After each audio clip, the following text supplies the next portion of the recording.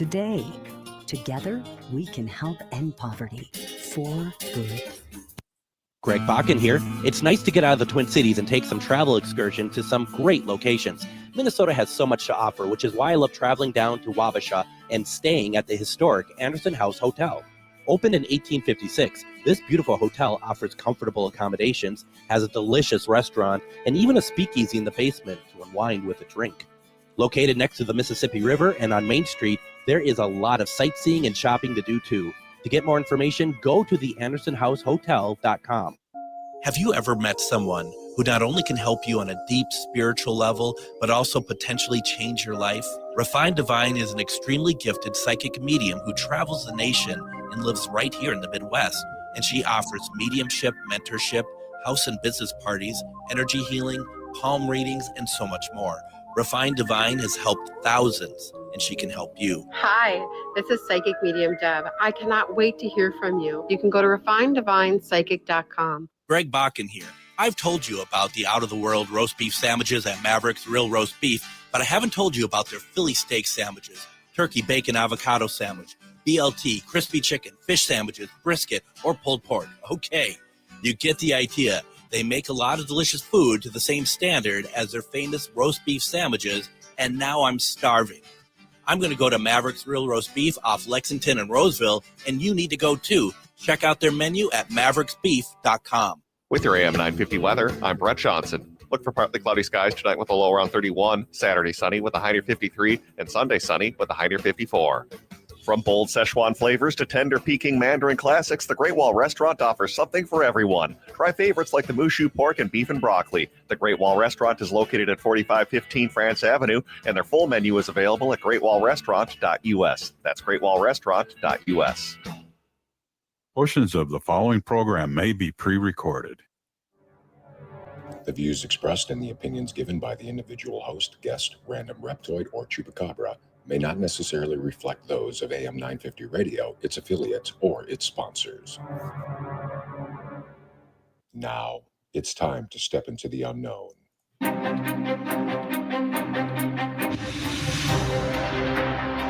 There are things people experience but never talk about.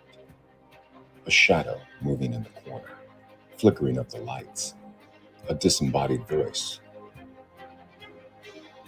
We invite you to talk with us. Share your story, share your experience, because this isn't just your story. This is our story. This is GhostBox Radio with Greg Bakun. Casual Friday. Casual Friday. Casual Friday on GhostBox Radio. And it is Casual Friday here in GhostBox Radio, where every night we talk about the paranormal, ufology, Bigfoot, and so much more. Thank you for joining us, and thank you for spending the last vestige of Friday night hanging out with us as we ease into the weekend.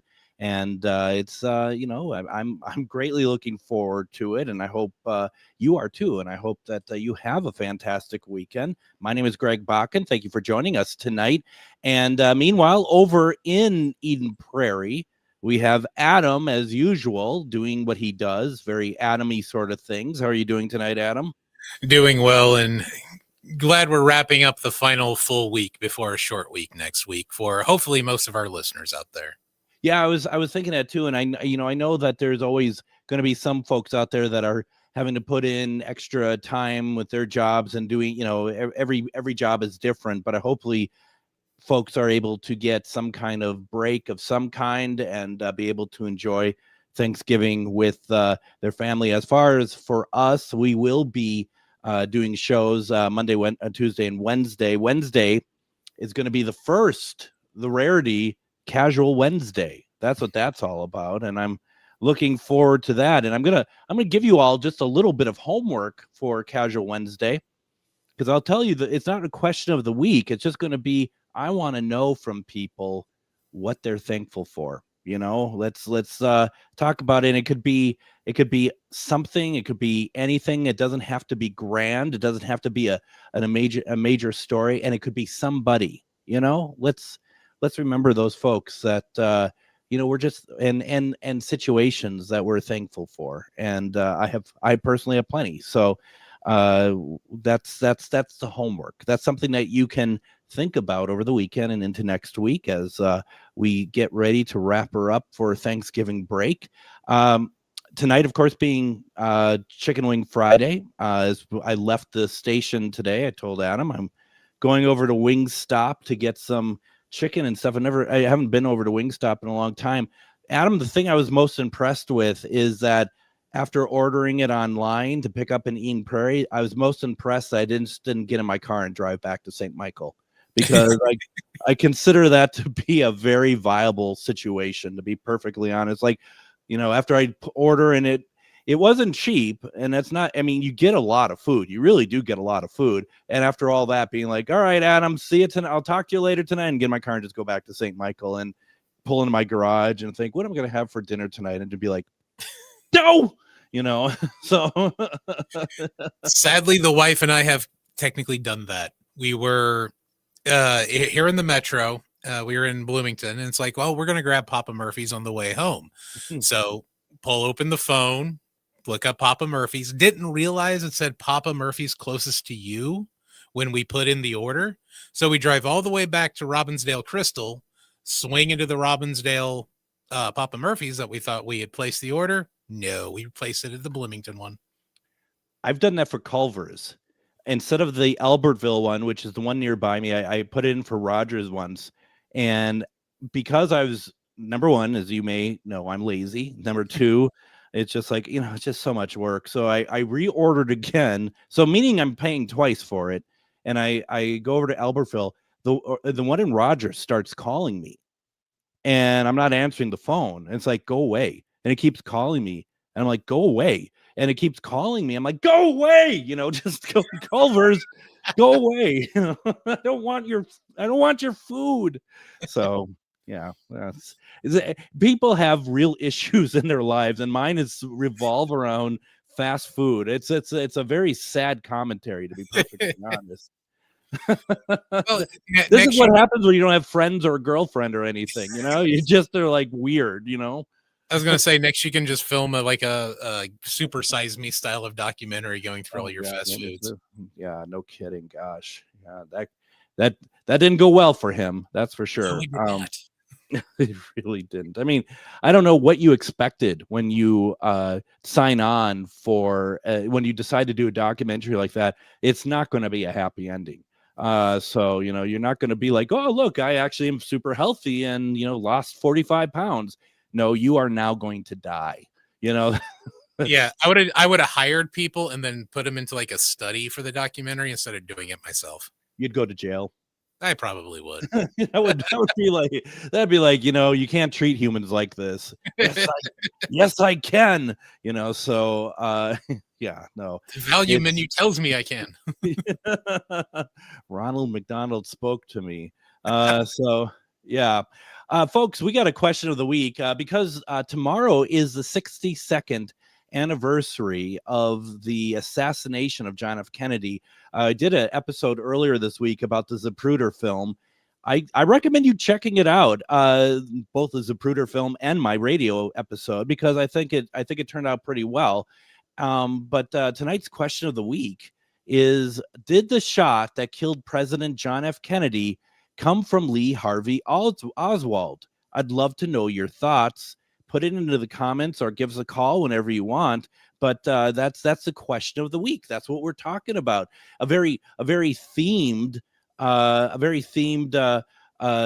question of the week for anniversary that's coming up here momentarily. Now, tonight, I find out that Adam, you seem to have had a mini paranormal investigation and incident over at the station. Yeah, tonight was interesting. So after you took off, I finished up what I was doing, go upstairs, and I'm going to hit the restroom and things like that. And I walk upstairs, and the upstairs here of the building is actually colder than the downstairs, which is usually the opposite effect. And I'm just thought, oh, that's interesting. I guess we don't have the heat on or whatnot. So I go into the restroom, doing my business.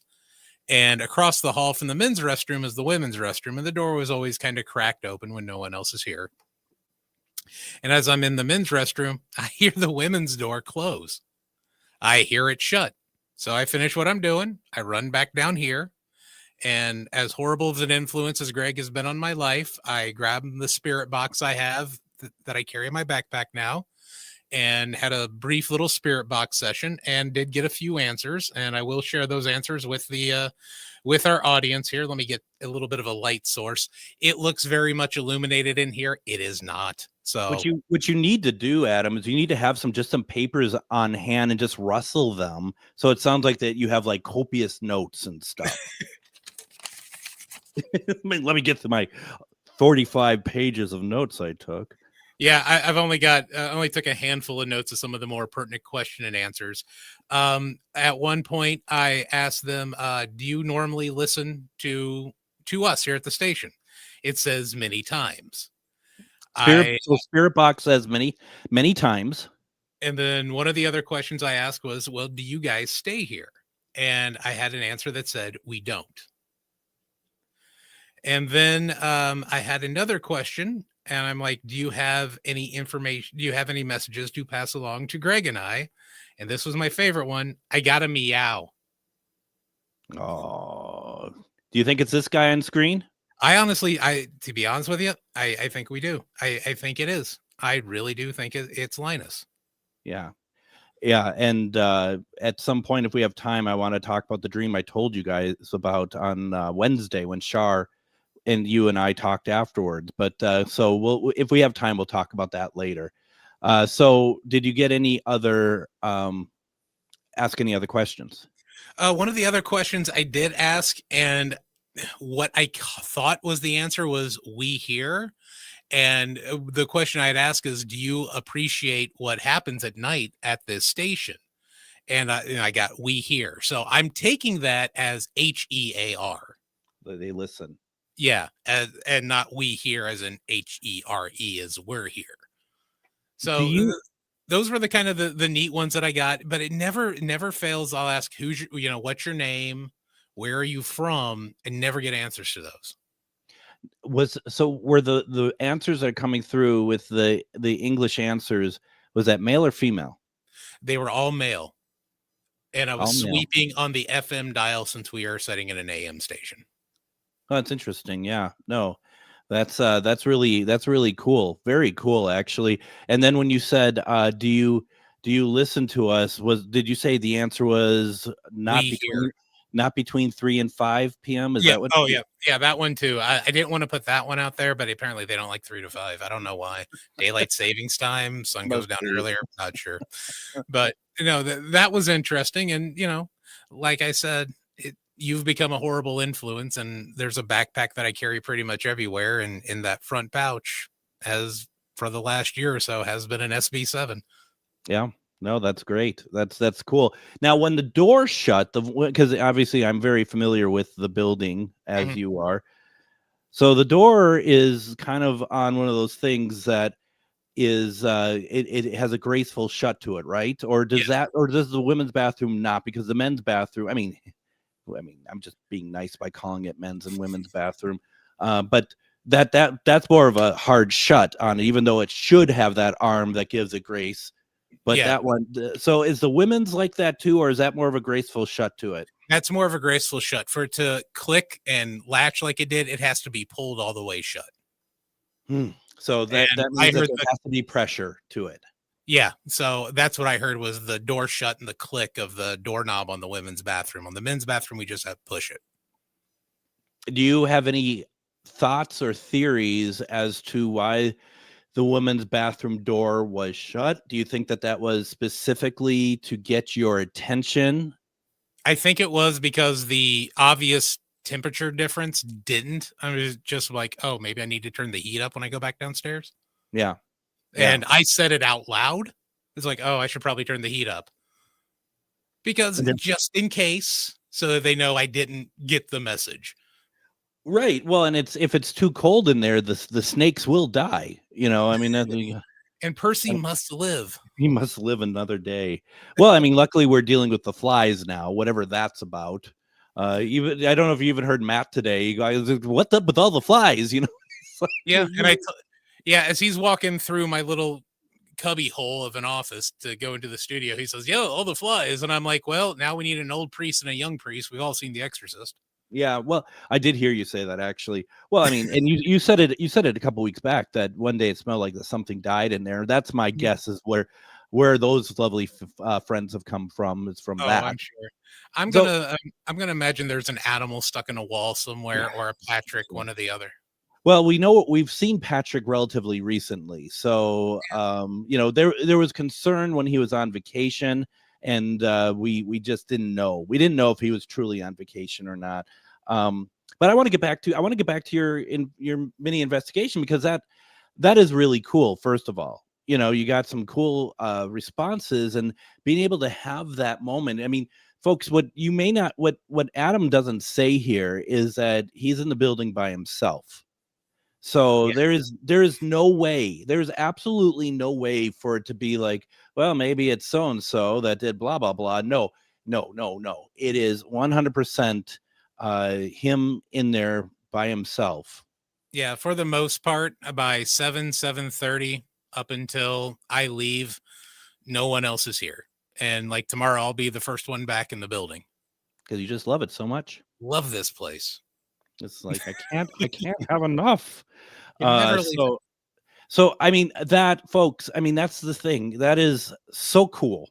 I mean, I'm jealous, first of all. I think that is so awesome.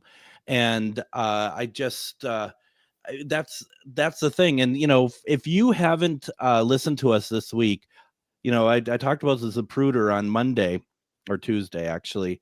You got to go back to our Wednesday show when we had Shar and Adam both talking about the Halloween investigation at the Pillsbury Club. But what we also talked about was what Adam was experiencing with paranormal activity at the station that night as well. And it started early for him, and it went throughout the night. You got to really check that out because it's very cool. And I think, Adam, at some point we got to do, and we have permission to do so, a live paranormal investigation of the station itself.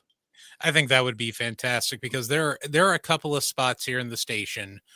One of them being the conference room that always seems very, very lively.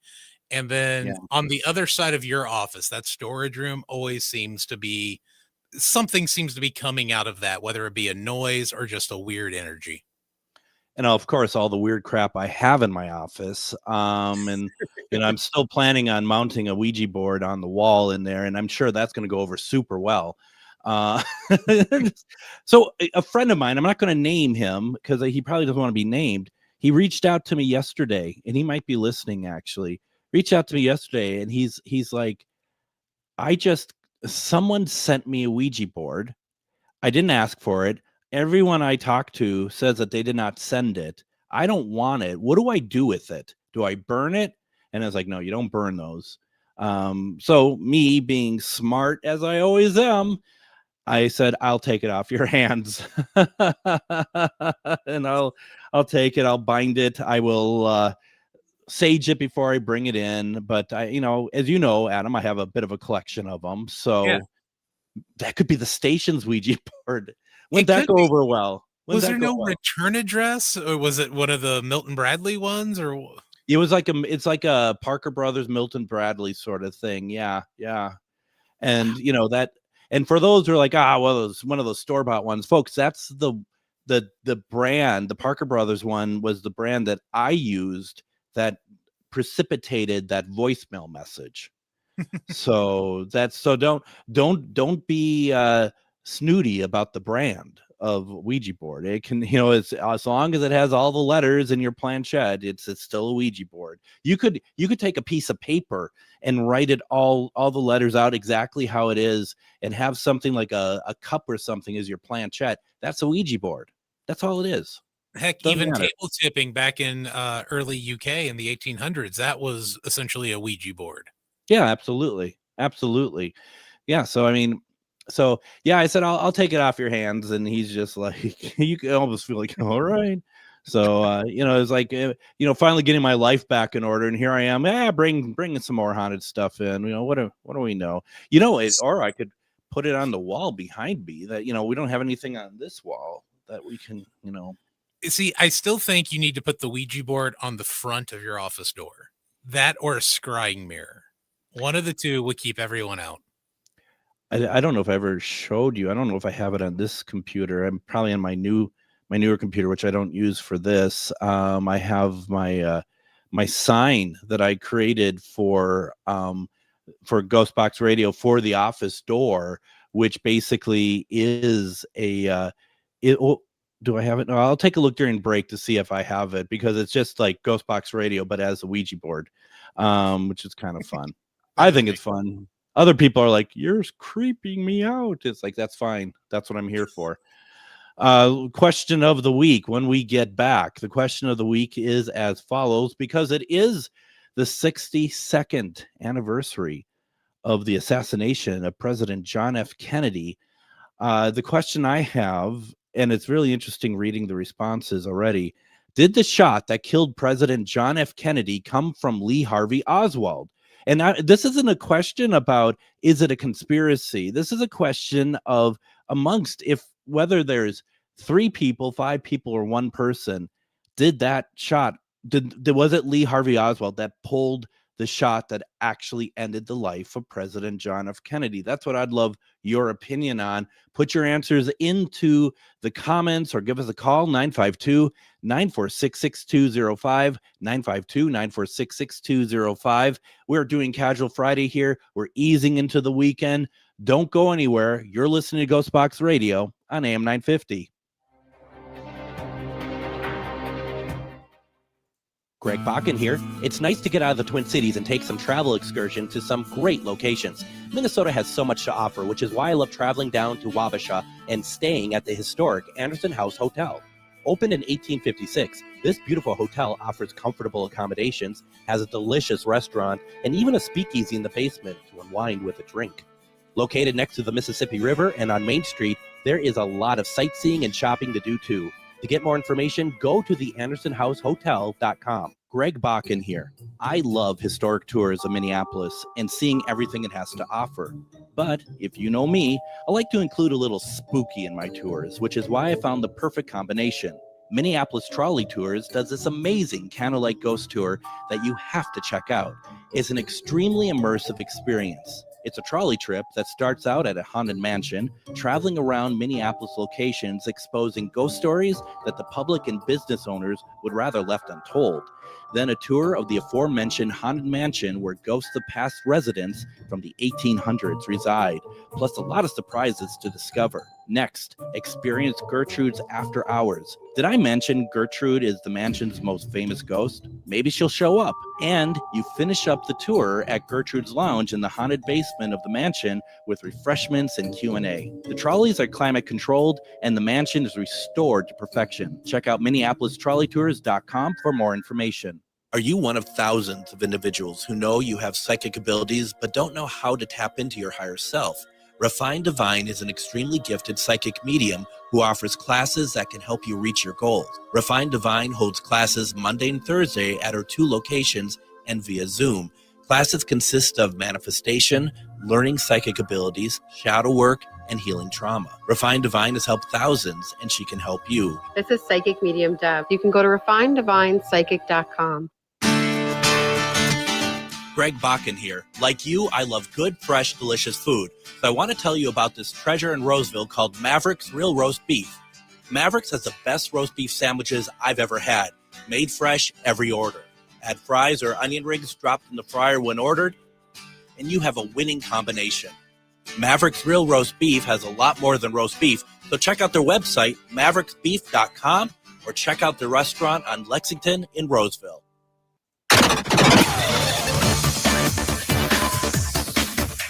Casual Friday. Casual Friday. Casual Friday on GhostBox Radio. And it is Casual Friday here as we ease ourselves into the weekend. I'm really looking forward to this, to be honest. What a week. Just It's always here's a cryptid message for you all. It's always good to know where April is during the year. Let's just leave it at that, and we'll just know that it's, gosh almighty, it's time. It's time for a drink or 200. Monday. So today I just did an interview with a dear friend of mine who's in Canada, Morgan Knutson. I am going to be on an episode of Supernatural Circumstances this coming Monday. That's when the podcast drops. I will put that into all of my social medias.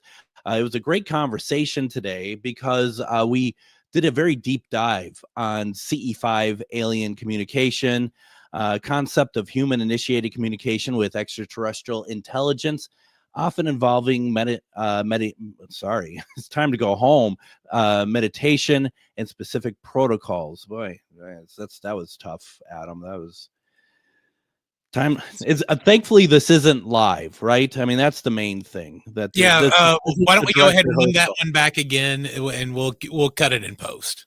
Right, exactly. No, thankfully this is only the dress rehearsal, and that the it's actually, no, this is live, actually. Do you know it's live? I certainly didn't. I had no idea our show was live. Wow. Joanne says Canada is where I live. Well, yes. So I have 2 friends in Canada. Let's just put it that way. That's exciting. So yeah, check it out. It was a great conversation, and Morgan is fantastic. We're going to have her on sometime in December to talk about guardian angels, and just going to really go on about all sorts of stuff with that sometime in December. Before we get into things too, I just got to say, our dear friends Deb and Dave, Refined Divine. Well, I've been enjoying looking at their pictures, being at the Mayan ruins. They're on their cruise. We've been talking about this for about a year, and it's finally happening. They're out there, and it sounds like a great time. I just want to remind folks that you can go to refineddivinepsychic.com, and even though they are having their stuff going on the cruise, they're going to be back next week. I'm knowing them. They have a full lineup of stuff going on. You could check out classes, everything else that they have going on, or you can schedule a reading, and there's many different ways to do readings with Deb as well. So you want to go and take a look at that. Also go to Refined Divine Psychic Medium on Facebook, and that's always where Deb puts all of the shows that she's appearing in. So you'll be able to go out and see her at all these shows and get readings and get what you need from her. They're great shows, and if you haven't done so, consider doing so, because the energy at these places are fantastic. So you want to definitely do that. So once again, that's refineddivinepsychic.com. And make sure that you go there. And if you do get readings from her and stuff, it'd be great if you just let her know that you heard about it through our show, because we always want to make sure that our friends and partners know that we're supporting them as much as possible. So we have that going. Now, tonight's question of the week: did the shot that killed President John F. Kennedy come from Lee Harvey Oswald? So it's kind of a double-edged question, so to speak, because it's not only about it's not really about conspiracy. It's like, out of all those gunshots that we think that there were, and other people think there's only from one shooter, was it his that did it? And does that eliminate all the other stuff, like the impossible trajectory of some of these bullets if they did come from the Texas Book Depository? So, Adam, you answered the question. Why don't you answer it here? Yeah, I don't think his was the shot that did it. I think that there were multiple gunmen. I'm not going to say it was from the grassy knoll or whatnot, but from Oswald's military record, the style of shots he had to get off, the precision that he got those shots off in, I don't think he shot. I think he was a part of it, but I don't think any of his bullets were the one that got Kennedy. I think it's the best way to put it. Right. Now we have some answers here tonight. So let's go through some of these on during my Facebook. And feel free, folks, to put your answers, your thoughts. There are no wrong answers. Okay, let's be very clear about this. There are no wrong answers here. And you feel free to give us a call, 952-946-6205, if you want to just chat about it on air for a couple minutes. But going over some of the answers that we got earlier, Jeremy, who I saw in the comments tonight, says, once again, the question being, did the shot that killed President John F. Kennedy come from Lee Harvey Oswald?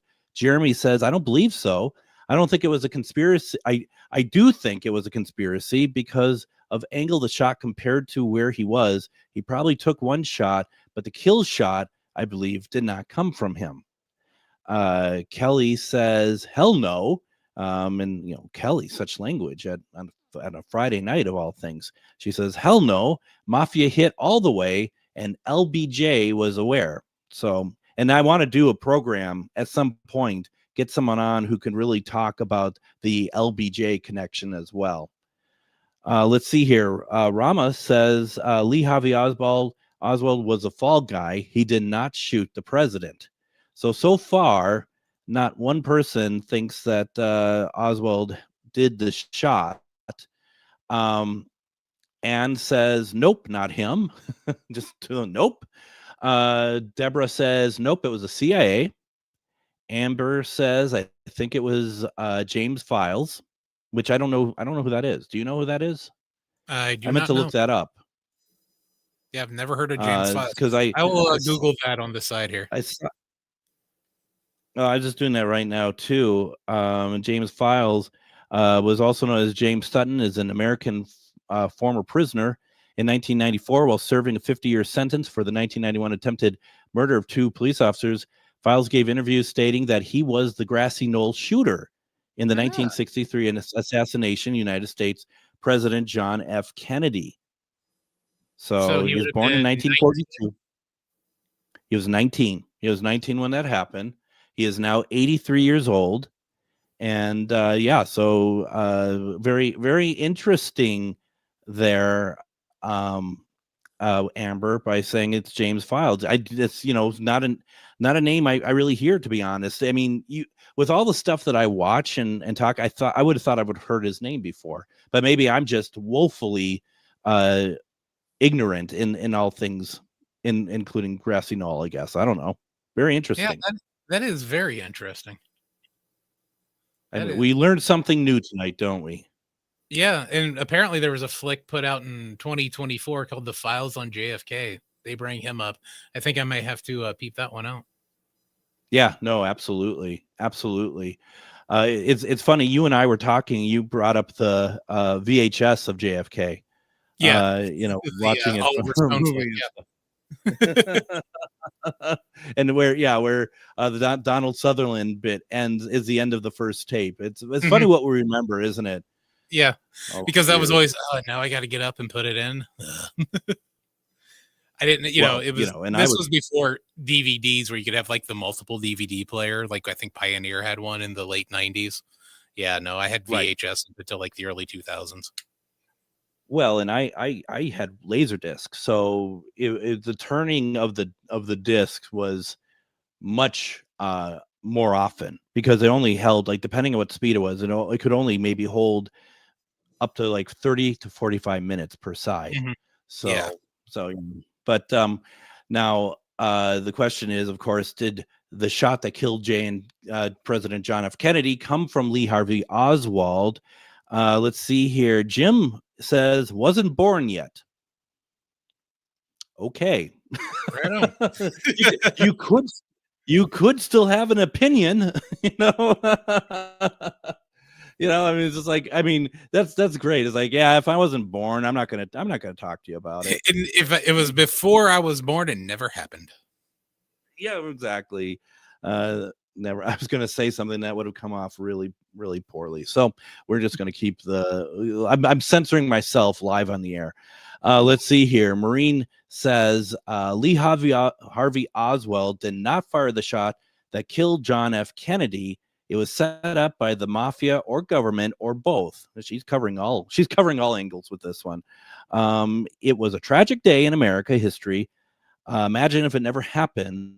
what would America look like now? Interesting. Very Yeah. interesting. It would. I think it would have taken a different turn if he would have had another 4. Yeah, absolutely. Now, let's see here. You answered. Then Christy says, I heard a new one that it actually came from the driver of his car. That has been debunked, though, because if you look at the Zapruder film, there's the driver does some sort of movement. He looks back, and for a little bit, people are thinking that he actually had a gun with him, and that when he turned back, he shot JFK, which accounts for why people think that it looks like that he was shot, more head on, frontal than in the back, right? And that's been debunked. I mean, not so much that the bullet theory of hitting him in front, but that it was a driver. That just never happened. It's interesting though, and for when it came out, I think because they got a much better scan of the Zapruder film, and they're like, oh my God, he's the one that did it. And it's like, no, it's not actually. So I'm glad she put that in there though, because, and I did say there are no wrong answers, but Christy, that one's wrong. So, when I say stuff like that, what's going to happen is that years from now, and I'll still be alive, they're going to decide, they're going to be able to come out and say, yeah, it was actually the shooter. So once again, I'm wrong. That's, they're going to be like, no, it was the shooter. It was the driver. So, well, I always remember too the magic bullet theory. Yes. That Kevin Costner so eloquently showed us in the film JFK. Oh yeah, with the 10 minutes of back and to the left, back and to the left. Yep. And then there was the frozen bullet theory at one point too, if you remember that one. Yes, I do. And I know that one got debunked. But here's the reality though. No matter what someone comes out with and says, and say that someone is able to prove it, like visually prove it, if they found like a recording of something that was just, indisputable, people are still not going to believe it. Oh, you're absolutely This is something that no one's ever, this is something no one's ever going to agree on. So. No, we could have the ghost of Kennedy come back and be like, here's who shot me. And people be like, AI. Hey, I've been watching a lot of Bob Barker lately on TikTok. So yeah. Oh, that's good stuff. Rick, who you may have heard on such shows as Connections, he wrote, aside from many documentaries, one recent one in 2023 about this was by Rob Reiner and Soledad O'Brien, Who Killed JFK, which I've been meaning to see, but also am hesitant since it's such a devastating event that I recall with ongoing grief. And it's so funny. It's not funny because Rick is clearly a kind soul. And you and I are like, we're gonna find these documentaries and hopefully we can get some really, really graphic footage in them. That's kind of where you and I are at, unfortunately. That's why he's on an uplifting show called Connections Radio on Saturday mornings at 9 a.m. here on AM 950, and we're on GhostBox Radio. And you're stuck on GhostBox. So, and then one final one, Joanne just puts into the comments, maybe ask Miriam.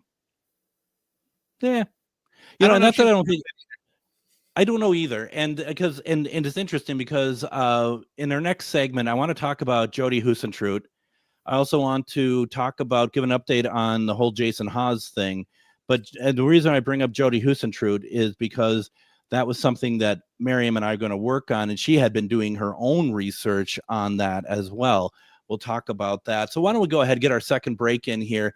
When we come back, we're going to talk about some recent information about Jody Huisentruit, who had been missing for 30 years. Give an update about the Conjuring House. Once again, folks, if you have any answers that you want to give for our question of the week, you're more than welcome to do so. Don't go anywhere. You're listening to GhostBox Radio on AM 950.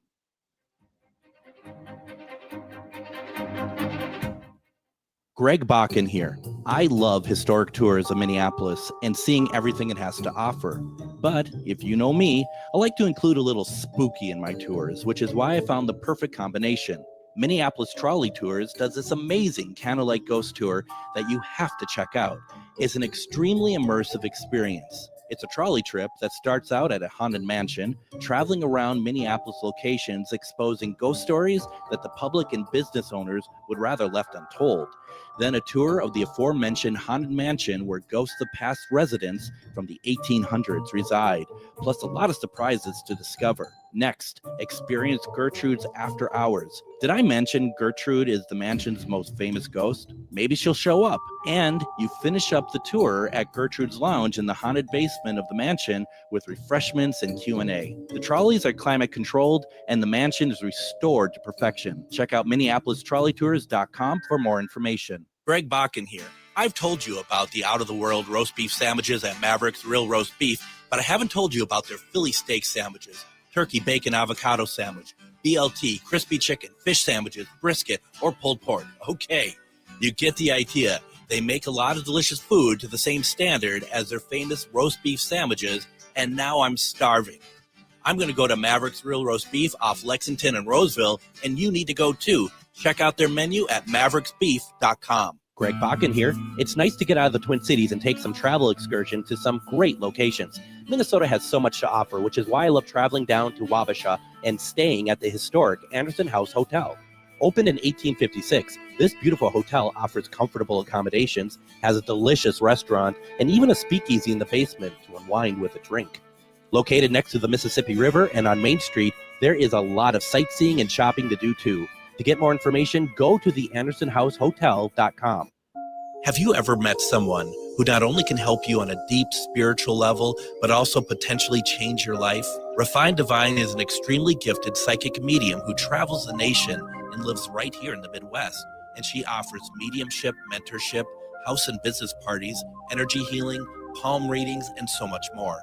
Refined Divine has helped thousands, and she can help you. Hi, this is Psychic Medium Deb. I cannot wait to hear from you. You can go to refineddivinepsychic.com.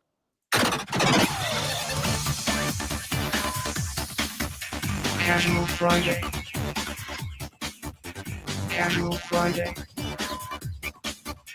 Casual Friday on GhostBox Radio. As we are kind of edging our way into the weekend, I hope everyone is going to have a great time. We are in Casual Friday here, and it's been a lot of fun. I just want to say also next week, I don't have my lineup completely set yet because it's kind of hard to get people the week of Thanksgiving. So probably looking at 2 Just Greg episodes. One of them I want to talk about spirit communication with loved ones. We've talked about it before, but it's always good to talk about. And then we're going to do what we're going to call Casual Wednesday, as that's our last episode of the week. And we're gonna kind of focus on what are we all thankful for, and would love you all to take part in that. So I'll keep track of my social media outlets, and we'll explain how to kind of take part in that, because I would love to know what people are thankful for, because it's I think humbling for all of us to be aware of what keeps us going, and I really hope that many of you out there are feeling that there is something to be thankful for out there. So we want to talk about that. A couple things here going on. So we talked a little bit about Miriam the last segment here, and because it was weird, because I had asked her about a year or so ago to come on the show, and we could talk about Jody Husentrud. For those who don't know, she is or she was an anchor over in Mason City, Iowa, and she had disappeared 30 years ago in July. Absolutely no leads over the past 30 years that are credible enough to help solve this mystery. And back in August, I had on somebody from from Finding Jody and their site, and we talked about all the stuff that that they've gone through as an organization to help find her. Unfortunately, obviously, it does, it's tough because there hasn't been anything new yet for that, but it's an incredible story, an incredible conversation. It's kind of sad though, in a way. Once we did that episode, the gentleman who I had on had said, let me know when I can come on again. And the sad part about this simply was that there isn't really a whole lot more to talk about because there hasn't been movement on the case in 30 years. But the good news is that, people are still working to try to find out what happened to Jody Husentrut. And so just the other day, literally yesterday, an article came out from KAAL and said, "Find Jody. Mason City Police returned to Winstead, Minnesota in search for Jody Husentrut." According to the Find Jody team, the Mason City Police Department returned to Winstead, Minnesota for another search tied to the disappearance of Jody Husentrut. Acting Chief Mike McKelvey said that investigators followed up on a tip at a Winstead property where a house was recently torn down. Crews used cadaver dogs and heavy equipment to dig in areas of interest, but found nothing. It is the second time Winstead was the subject of an investigation tied to Husentrut's disappearance. In November 2024, a tip led investigators to a property in the city, which also turned up nothing. And as it says here, and I'm going to read this part to it as well, anyone with information on Jody's case should contact the Mason City Police Department at 641-421-3636, 641-421-3636, or email Iowa DCI Special Agent Ryan Herman at rherman@dps.state.ia.us. That's rherman@dps.state.ia.us. And I'm trying to find here where on earth, because I'm trying to remember the gentleman's name that we had on talking about Find Jody, and I cannot find where that episode is because we had him on and I do not find any reference to it between August and September. It is so weird. It is so weird that I cannot find this. So I wonder if I'm even going as far back as I thought, but we have so many episodes, Adam. It's really hard actually sometimes to keep up with when someone's been on, strangely enough. Yeah, well, when you go every night, that is kind of an issue. I wonder though, in the two previous leads, if they used any like ground penetrating radar to look in the properties. I had thought that it's a very good chance that they did, only because they had that stuff, that equipment that could, dig deep. That was my thought, at least. Yeah, because it almost feels like that would be the next logical step, is to do something, in that realm. I would think so. Yeah, because a lot of times, digging is going to do great, but, are you going down as far as you need? Are you in the right spot? That's why I think, and granted, though, ground penetrating radar takes a lot of man hours. So maybe they had to hold that off if they didn't do it because of the age of the case. It could very well be. I mean, it's so incredible. And someone who works at our station, KTNF AM 950, she was also an anchor at the station in Mason City, not at the same time, but afterwards. So, I mean, and from what I understand, fairly close after Jody had disappeared. So, and there's a great documentary on Hulu about Jody's disappearance, and people who were good friends with her still work at that station, and they recall stuff. It's just, I can imagine that day, how it started out, that no one would imagine that 30 years later, this is where they'd be at. It's incredible. But the thing that keeps giving me hope, actually, Adam, is Jason Wetterling, his killer was found, and that was another one that I just thought, oh my gosh, we'll never know how this one went. And finally that family, at the very least, and this is all that the Husentrud family, I'm sure, wants now, is closure, please. Just closure. And I think that's what most people would want in that situation. Thank God I've never been put in that situation where, a loved one has been missing or anything like that. But I do imagine that closure would be the biggest thing, because at this point, you've definitely put to bed the fact that Jody's never coming back. She's never coming home. No. But to at least be able to give her a funeral, give her, a send off the way any body should get. You know what I mean? Absolutely. What's interesting in that documentary on Hulu, which is actually produced by a production company here in the Twin Cities, they interview throughout the program one of her best friends growing up, and at the end of the documentary, she's being interviewed, and she said, recently I had a dream about Jody that I was on a stage and she came and joined me, and we were just sitting on a stage and we were just talking as if catching up after all these years. And I'm thinking to myself, that's not a dream. That is not a dream. That's Jody. I guarantee that's Jody. I just got the chills from you saying that. That's Isn't it? Yeah. Isn't that something? And people might be like, well, why didn't she say who did this to her? And it's like, maybe because, and I don't know how things work, but maybe because energy is so strong to do something like that, that maybe she didn't want to take the time of like, this is who took care of me, but instead to be able to reunite with a friend, Mm-hmm. And there's always that possibility that Jody didn't even know who did it.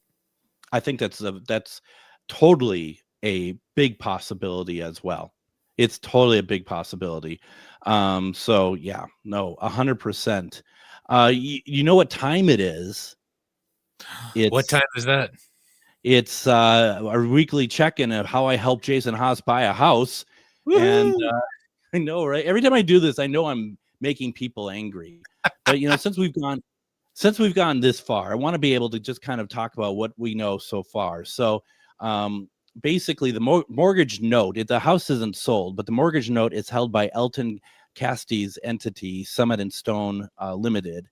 The property itself is not yet definitively sold to a new owner. Deed transfer final buyer remains in limbo. Because the note change occurred, the original auction was canceled. We knew that. What happened next, whether another auction, negotiation, sale to Haas, or something else, is still unclear. Haas still intends to pursue acquisition and argues for preservation as he sees this as a community effort. The broader concern in the paranormal local community, the house might end up in the hands of focused purely on profit, high-ticket ghost tourism, and become inaccessible to the general public or academic paranormal researchers. You mean as it was when it was a private residence? And Haas and supporters are trying to prevent that. I still am. I'm not on board, Adam. Unfortunately, I'm not on board. Okay, I'm just that's where I am at this, and just see if I can find here. So the question is, I was wondering, is anyone making money off the money that's still in the GoFundMe? Because there's about $350,000 in the GoFundMe right now.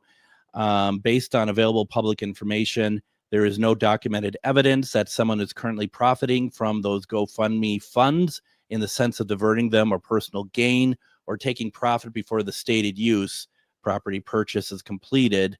The campaign language affirms that the funds are for purchase, and if the purchase doesn't happen, the donor's money is refundable. That said, the real world mechanism, LLC ownership, property management, revenue generations, etc., are not fully transparent. And I think that's important, meaning that the future financial benefits, either to Haas, his associates, or others, is definitively ruled out by public disclosure so far. So, and what also remains unclear is that while the statement says no profit, it does not fully disclose a detailed contractual structure. For example, how the LLC will be structured, who will own it, revenue flows, etc. Some comment threads raise questions about this.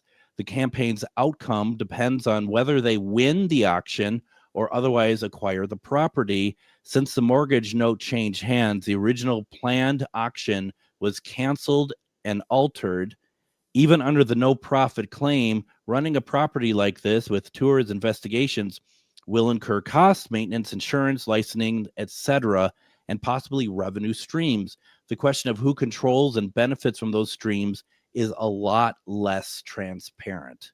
And now those are the things, and I get this is like just, they kind of rushed into it at the beginning of October. So it's like I understand that there wasn't a structure in place. But now we are nearly 2 months into this, and there isn't any sort of to anybody what Jason's plan would be if he got it. And I don't know. And am I asking too much? I wonder. No, but within your statement that, this a place to preserve for preservation. Mm-hmm. Obviously, it's not how the state of Rhode Island is looking at this, or they would have moved in before any auction or anything else and had it preserved as a state historical site to have open to paranormal investigations and give it state revenue. Obviously, Yep. Rhode Island doesn't feel this way. It's Yep. going to end up in a private ownership. Sorry, folks, you're wasting your money. It's a very good point that it's never been recognized by Rhode Island as a historic landmark. It doesn't mean that doesn't mean that people shouldn't be able to enjoy it but it does still lead to a lot of questions. And I don't think this is going to end well for anyone, to be perfectly honest. Nope. It's going to be private ownership and you're going to have to pay out the nose to get in there. Yeah, I think so. But time will tell. And those of you who are donating, don't let us stop you. Do what you want with your money. But as always, I just say, please consider going to the Anderson House. You've been hearing the commercials, supporting the local haunts because they need help too. Folks, we're running out of time here. I really enjoyed tonight. Adam, as always, thank you. And thank you for that and very cool information about your investigation tonight. That's awesome. That was really cool. We'll be back Monday. And we might be talking a little Doctor Who since the anniversary of that is Sunday. Everyone, have a fantastic weekend.